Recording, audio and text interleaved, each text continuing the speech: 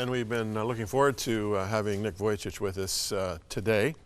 And as we've been telling you all week, he's going to also be taping some Truth to Go segments, and over the course of the rest of the month, he'll be featured every day on the program with his teaching. But this is my first chance to meet Nick. I've met him, as you have, by way of video. But here we are in person and live. Thanks for coming, Nick. Thanks, Jim. Can I have a hug? Well, absolutely. Absolutely. Do you get a little hug? Absolutely. How's that? That's an excellent hug. I have to watch. I have to watch how I hug my wife, because sometimes she says, "You're breaking my ribs, Jim." And I was like, that was pretty intense. well, you know. That was good, though. Yeah, well, I feel the love. I have to crack my neck after that. No, but you know what? It's all good. Yeah, I love you. What do people do? It's a reflex. We want to shake your hand. Yeah. Yeah. And what do you do? I do say, you know, I don't shake hands. I'll give you a hug, though. And it's something that not everybody does. But, well, yeah. Some people feel pretty awkward about this. Yeah, they do. Now. But I won't lay a hand on them or anything. So. You don't have the ministry of laying on of hands. Oh, I like this guy. You're so funny.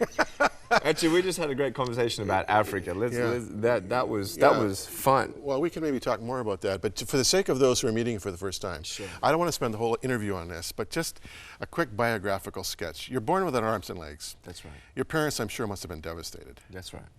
Because you know the conventional line out there is, well, he's got 10 arms, or 10 fingers and 10 toes, so all's well. You not only don't have the fingers and toes, but you don't have the arms or the legs. What impact did it have on them as they've talked to you about it?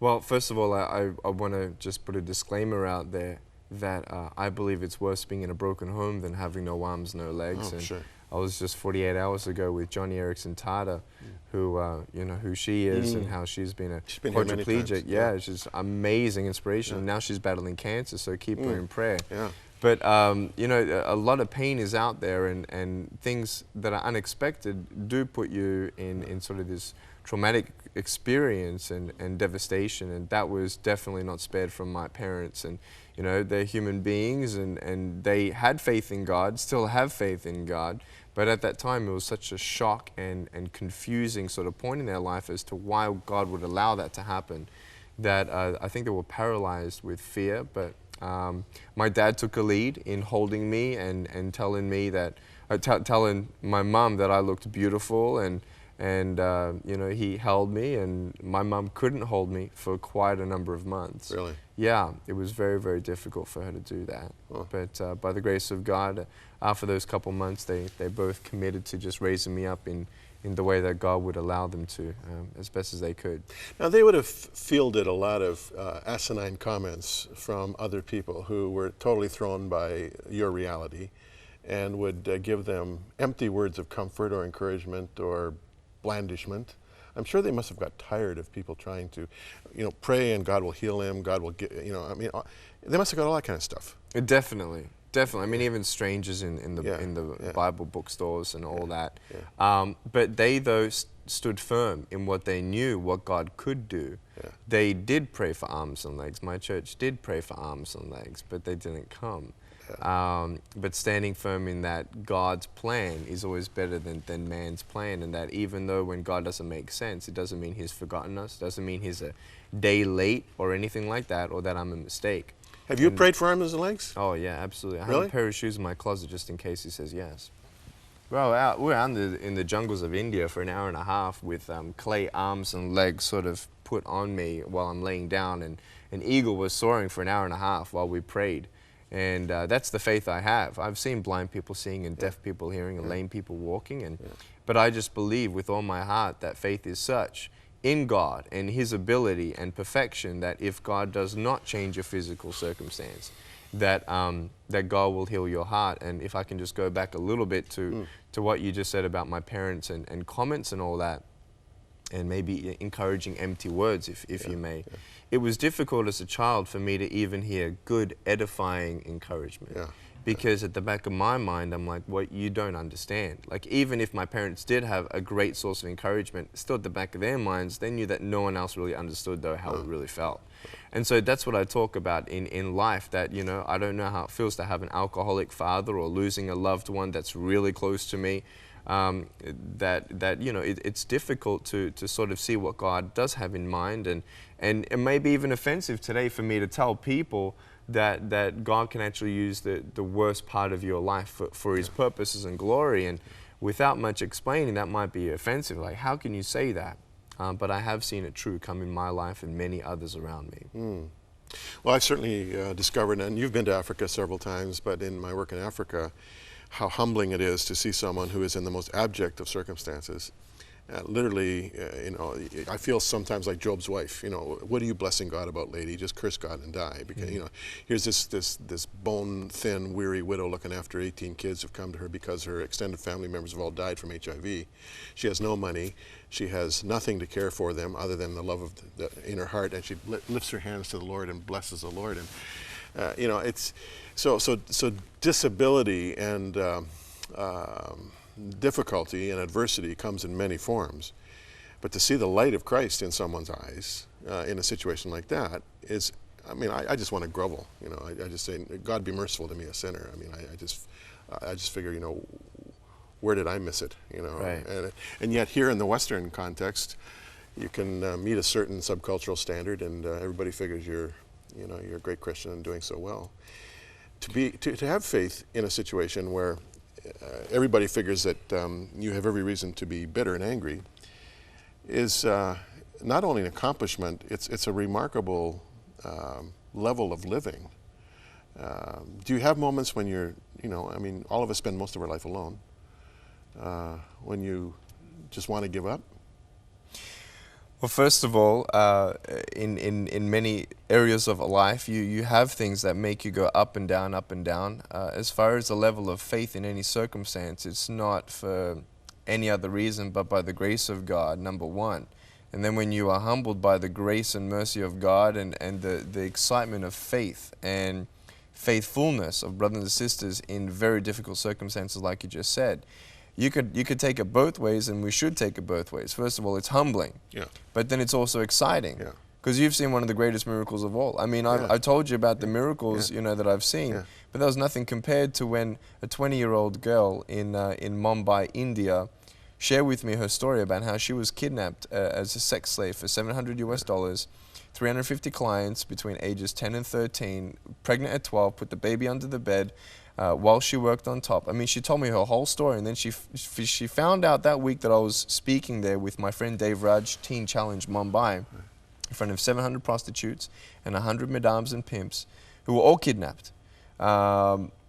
This woman came up and said, I just found out I got HIV, AIDS, and I got fired from being a prostitute. But the Christ's light, Christ's just shining through her, and this peace radiates through her, and she says, you know what? After hearing the gospel of Jesus Christ tonight, I know that He is with me. I know that He can heal me. And if He doesn't, I know that I can still bring another HIV woman to Jesus Christ.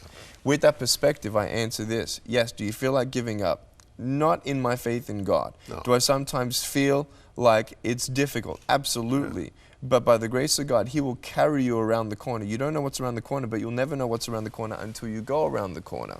You may not have strength to walk around the corner, but if you allow the grace and mercy of your Father, God, to carry you around, He has done some amazing things. He has put back the broken pieces of my life, and what the enemy tried to use for bad, God turned into beautiful. What is your most prevailing fantasy?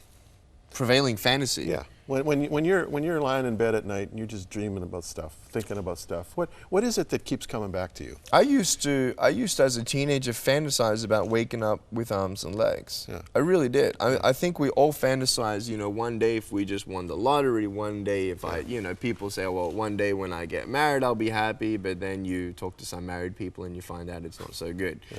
It's not about a circumstantial change. So I used to be that person that I think, well, at least I can think of, you know, tomorrow's opportunity. Maybe something will change. Maybe the clouds in my storm are going to part. But I don't fantasize about all of the physical things anymore. I really don't. Because it's all empty. You can have this great house, but if it's built on sand, it's nothing. It's all temporary. It's money, drugs, sex, alcohol, pornography, fame, position, whatever it is. You don't put your security even in quote unquote a ministry position. You don't put that in that. I'm not an evangelist who saves people. I'm a servant of the Most High God with the truth of His Spirit and His love for the world. I can't even save my own soul. So this is the beautiful thing, is that we are all servants of the Most High God, and my, if you want to say, goal in life is to continue as best as I can to serve my Jesus Christ in bringing that hope to the world. What about girls? Have you ever been in love? I have been in love. How do you deal with that? Well, how we all deal with it, I guess. We take it to the Lord in prayer. How's that answer? Really? I'm not sure I dealt with it that way. Really? Well, That's how my mum and dad taught me. Yeah. Would you like to be married? Would you like to have kids one day? Absolutely. Now, I'm sure you speak to a lot of young people all the time. I'm sure you get all kinds of teenage girls falling in love with you all the time. And I mean, your situation in life appeals to the caregiving, mothering element there, which is powerful. When the day comes, how are you gonna work through, the challenges of loving a woman and being a husband with the physical challenge that you have? I think far beyond any physical things, if the Lord is preparing a wife for me, and I do believe that, that would all be secondary and seen past that. And come to know very quickly that I can be annoying when you spend 24 hours a day, 7 days a week. I think emotional and spiritual wars are so much greater than the physical thing. I believe that she will have to be someone very special, and not just for the physical ministry here. But and I was self-sufficient as a teenager, and I do hope to adapt the home that we will have where I can be self-sufficient with my wheelchair and all that, and take caregivers when we're on the road. But more importantly, I mean, when you're on the front lines of God's army and you're redirecting traffic in front of the gates of hell, I mean, the spiritual war is going to be so much more bigger than anything. I mean, when you have a responsibility of a ministry that's been able to be graced with the opportunity of speaking one-on-one with 4 presidents and 5 Congresses, speaking to 800 million people on worldwide media, 200 million Muslim people in the Arab world, speaking at orphanages and sex slaves, from teenagers here who are dealing with cyberbullying, everywhere around the world. Everybody needs to hear that gospel message, and I think we must understand the weight of the calling.